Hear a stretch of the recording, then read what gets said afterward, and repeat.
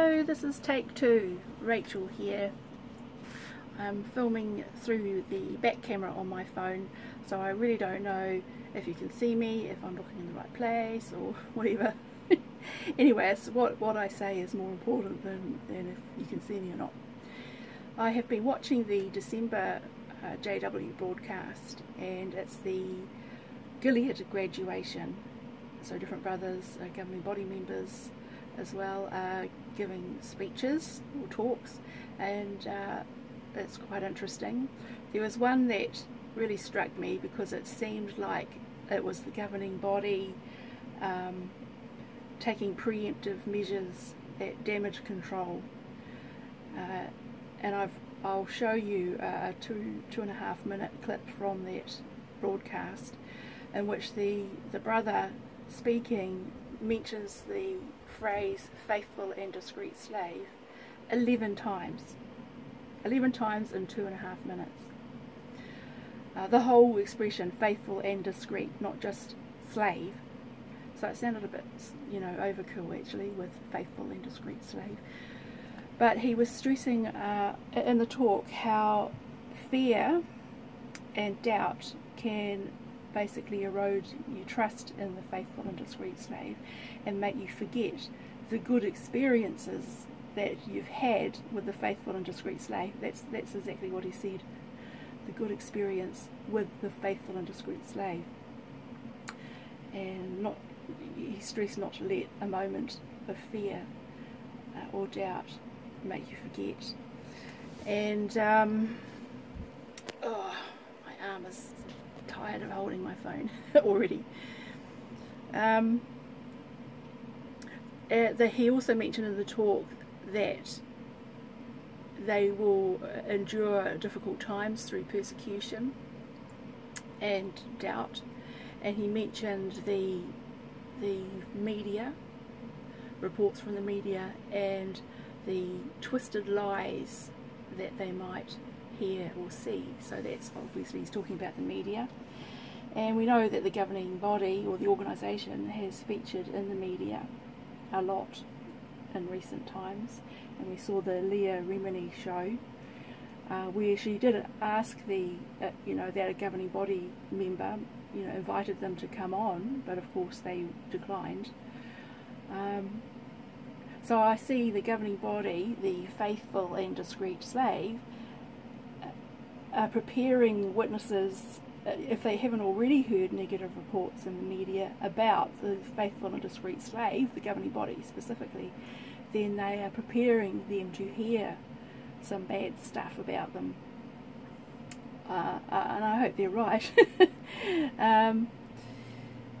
So that's why I see this video possibly as a preemptive damage control, really. Anyway, I will play it.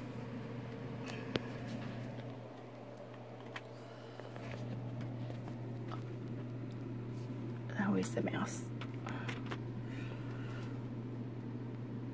I hope you can hear okay.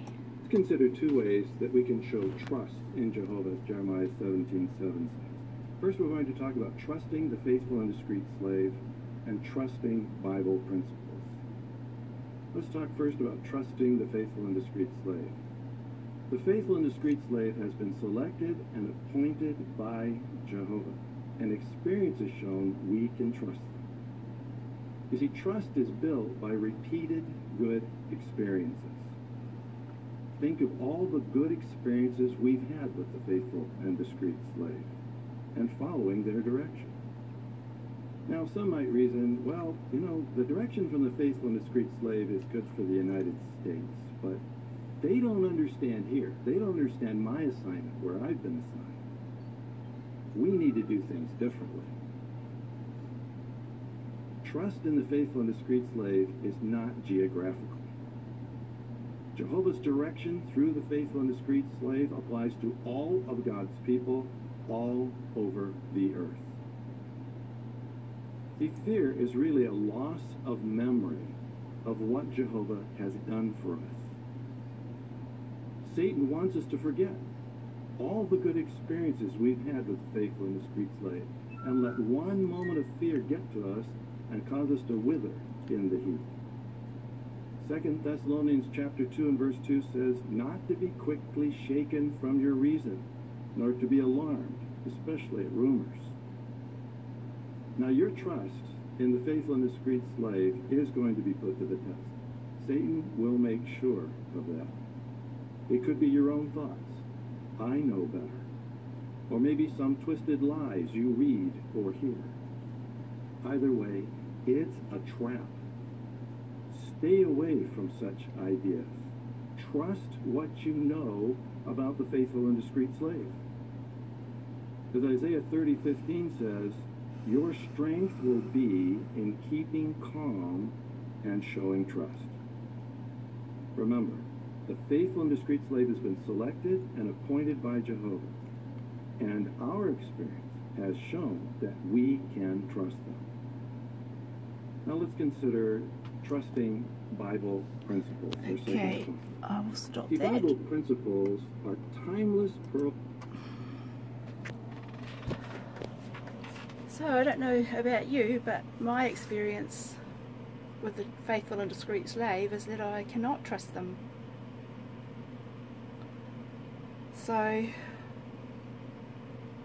hope the listeners meditate on that and think about all the false predictions, I'll say predictions rather than prophecies, that the governing body has been responsible for over the years, over the decades, and all the lives that have been adversely affected because of the falsehoods that they teach and enforce. So my experience told me to separate myself from the faithful and discreet slave, pretty much, which I did 5 years ago. Anyway, give me your thoughts about this little piece of propaganda and what you think it means. Okay, bye!